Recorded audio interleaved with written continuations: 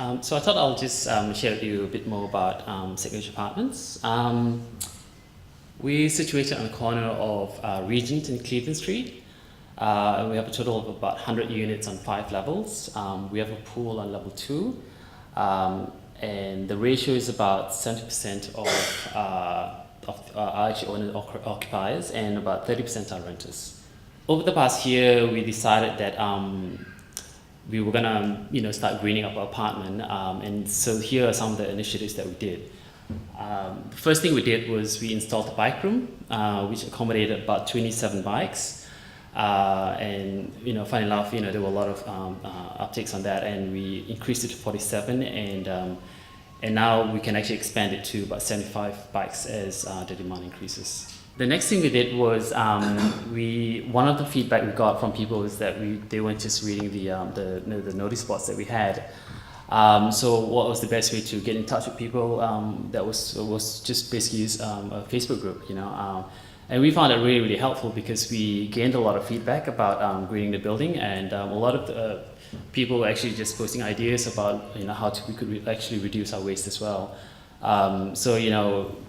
This was a very useful tool for the executive committee to even test run sample ideas about what we wanted to do, and just getting responses from people, and we felt it was a much better way of getting in touch with people rather than just putting a blank statement on a notice board.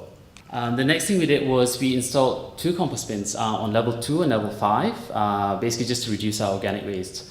My chairman is really quite passionate about this as well, and he pretty much collects waste from 2 of the cafes nearby, and you'd be quite surprised at how quickly it fills up as well. And we've got a gardener every month who comes in and who sort of takes off the excess compost that gets right at the bottom as well. So we found that to be one of the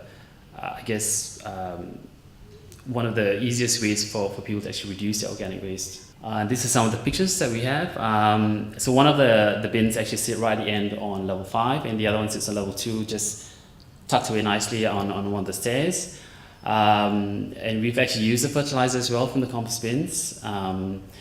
And some things we've also done was to get some of our shredded newspapers and just start putting it in there just to get a bit of a mixture happening in there. And the next thing we did was we started a herb garden and veg patch on level 5. At the moment we've got mint, we've got coriander, basil, tomato, lettuce leaves and spring onions. Not all of the residents are into it obviously, but I think it's good to have a space there just for people who actually do want to do it, And this is some of the pictures that we have as well. And the mint leaves are just going gangbusters at the moment, so that's been really helpful for us. So this is some of our findings on composting. One of the things that we were, advised by our gardeners was just buy an auger and to aerate it regularly, because when we first started about a year and a half ago, we pretty much just bought a compost bin, but we didn't quite know how to sort of manage it properly. So a lot of the mulch was really wet, and we couldn't really use it for the gardens in the end. But we've since learned from it just by aerating it quite regularly. The juices that come out of the compost bins, that needs to be diluted, because apparently they're actually really quite strong for herbs, so that needs to be diluted. And one of the things that we did learn as well was to basically keep the mix pretty balanced, or it will attract flies. About a year ago, probably, I think we did get 1 or 2 comments from residents about it being quite smelly and all that, but that was only because we didn't know what we were doing, sort of thing. So what we did now is we tried to get the right balance, and once you get the right balance, you don't actually attract any maggots or flies or anything else, basically. So I think that was one of the things that a lot of people get a bit icky about, because they think it actually attracts rats and mice and flies and all that, when it actually doesn't, because you don't actually put in meat products in there or dairy products in there. So so it's really just trying to get the right mix in there. And the other thing we find that was really good for the compost bins was to get coffee grindings and coffee husks. This kind of stuff we just get it from the local cafes who just pretty much give it to us, and we pretty much just dump it in there every couple of weeks, and that's been pretty handy for our compost bins, and we're actually seeing a lot of results from it, because you actually have to have a lot of waste just to get like a bucket of soil basically. So but it's quite a we felt it was quite an interesting experiment, because I think it's starting to get people coming together as well. You see one of your neighbors putting stuff in, and you start to talk about them, about what you're doing, and so I think it's actually a good way to get people together as well in your buildings. And I was mentioning about the local cafes. They happily provide you with green waste. So basically, you just gotta ask, basically. And one of the things you can actually do in your on your kitchen bench is just really get a sealable container, this is what I have in my house. And if you're worried if it smells, you can just put it in your fridge basically. I do that because it's the right thing to do, and also because I've got a worm farm at home as well, so I literally just all my waste basically goes into my worm farm. So that's quite good. And the other thing was to cut up all the items that are going to compost bins so that it composts a lot quicker. I just thought I'll share with you some of my own personal journeys. About a year ago, my whole balcony was pretty empty and pretty bare, and I decided that I was going to start a veggie patch, and I was going to start planting some food, some lime trees, some vegetables as well. But what I didn't want to do was I wasn't going to spend any money on it. So what I did was I pretty much sourced everything that you see in the photo on council pickup nights.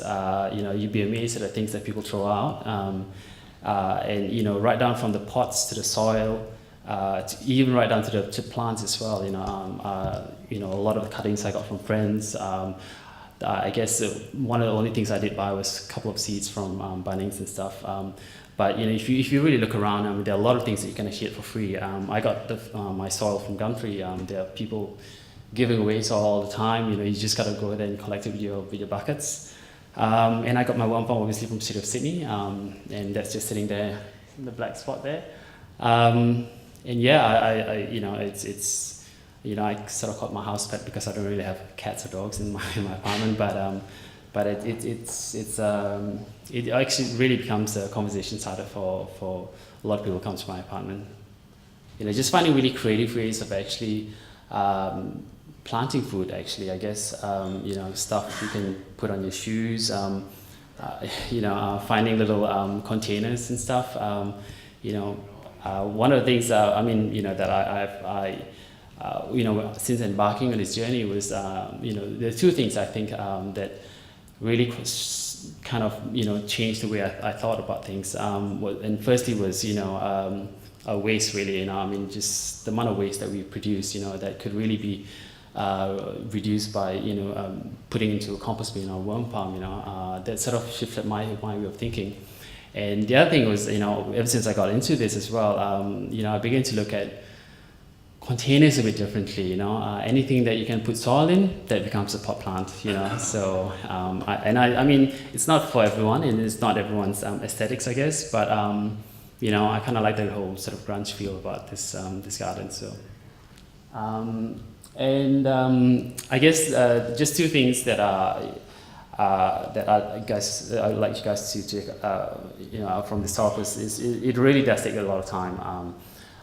We started about a year ago, and one thing that I found, which was quite a barrier, was to actually talk to some people about it, and there isn't a lot of understanding about this issue. So there's you gotta sort of educate people about what you're doing.